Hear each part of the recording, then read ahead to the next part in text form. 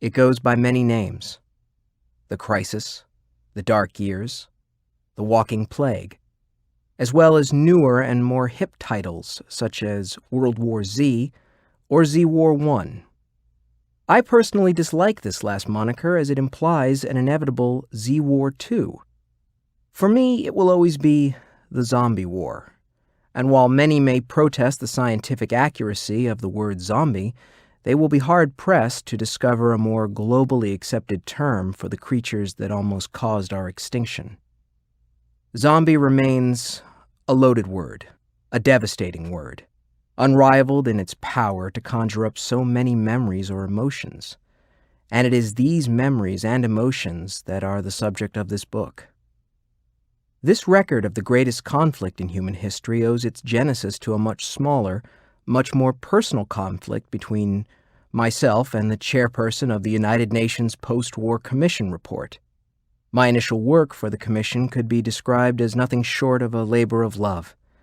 My travel stipend, my security access, my battery of translators, both human and electronic, as well as my small but nearly priceless voice-activated transcription pal, the greatest gift the world's slowest typist could ask for, all spoke to the respect and value my work was afforded on this project. So needless to say, it came as a shock when I found almost half of that work deleted from the report's final edition.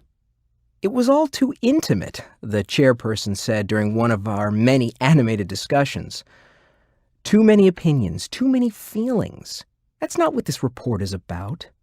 We need clear facts and figures, unclouded by the human factor. Of course, she was right.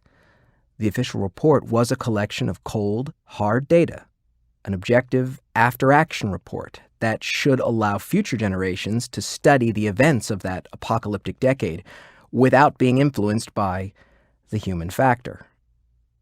But isn't the human factor what connects us so deeply to our past? Will future generations care as much for chronologies and casualty statistics as they would for the personal accounts of individuals not so different from themselves? By excluding the human factor, aren't we risking the kind of personal detachment from a history that may, heaven forbid, lead us one day to repeat it? And in the end, isn't the human factor the only true difference between us and the enemy we now refer to as the living dead?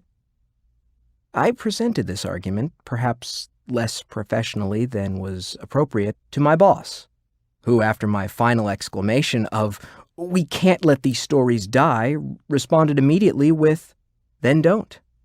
Write a book. You've still got all your notes and the legal freedom to use them. Who's stopping you from keeping these stories alive in the pages of your own, expletive deleted, book?"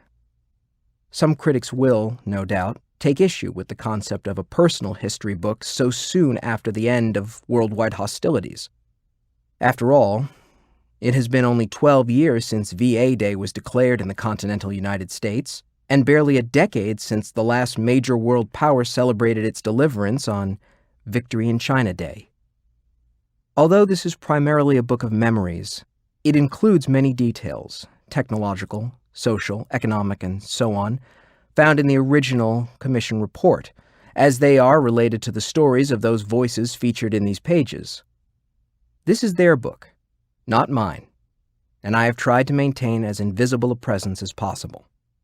I have attempted to reserve judgment or commentary of any kind, and if there is a human factor that should be removed, let it be my own.